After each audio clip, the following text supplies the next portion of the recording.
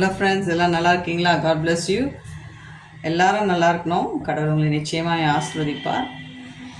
இன்றைக்கி ஆண் பெண், கல்யாணம் ஆனவங்க, கல்யாணம் ஆகாதவங்க, நீங்கள் யாராக இருந்தாலும் சரி, ஒர்க் பண்ணுற பிளேஸில், ஃபேமிலியில் யாராக இருந்தாலும் உங்கள்கிட்ட இருக்கக்கூடாத ஒரே ஒரு விஷயம் நல்லா தெரிஞ்சுக்கோங்க. இப்போ என் கூட கடவுள் எப்போவுமே என் கூட இருக்கணும் அப்படின்னு நினச்சா நான் எப்படி இருக்கணும்? நான் சுத்தமாக இருக்கணும். நான் சுத்தமாக இல்லைன்னா கடவுள் நம்மக்கிட்ட எப்படி வருவார்?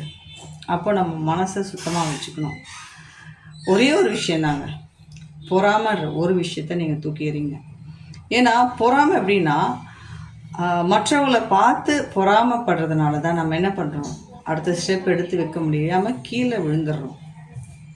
ஸோ பொறாமை என்ன ஆகும்? போட்டி சண்டையாகும். சண்டை வந்து வேறு மாதிரி ஆகும். விட்டுருங்க.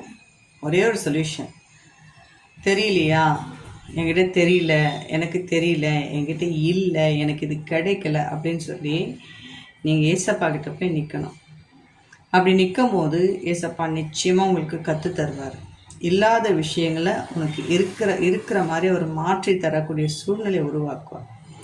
அதை விட்டுட்டு இந்த பொண்ணு இது படிக்குது, அவன் இங்கே வேலை பார்க்குறான், இதுகிட்ட இந்த ட்ரெஸ் இருக்குது, அவகிட்ட அந்த நகை இருக்குது, அவன் அந்த கார் வச்சுருக்கான், அவன் இது வச்சுருக்கான்னு சொல்லிட்டு போட்டி போகாமல் இருந்துக்கிட்டே இருந்துச்சுன்னா உங்களால் சர்வே பண்ண முடியாது, லிஃப்ட் ஆக முடியாது. சரிங்களா? அதனால் ஒரே ஒரு விஷயம் சொல்லுங்கள், God you lift up my hands Lord. என்னுடைய கைகளை நீங்கள் உயர்த்துங்க அப்படி நீங்கள் கடவுள்கிட்ட கேட்கும் போது கடவுள் உங்கள் கையையும் பிடிச்சி உயர்த்துவார், எல்லாருக்கும் முன்னாடி உங்கள் தலையை உயர்த்துவார். நீங்கள் வாழாக்காமல் தலையாக இருப்பீங்க, கீழாகாமல் மேலாவீங்க. சரியா? அதனால் பொறாமன்ற ஒரு விஷயத்த டோட்டலாக விட்டுருங்க.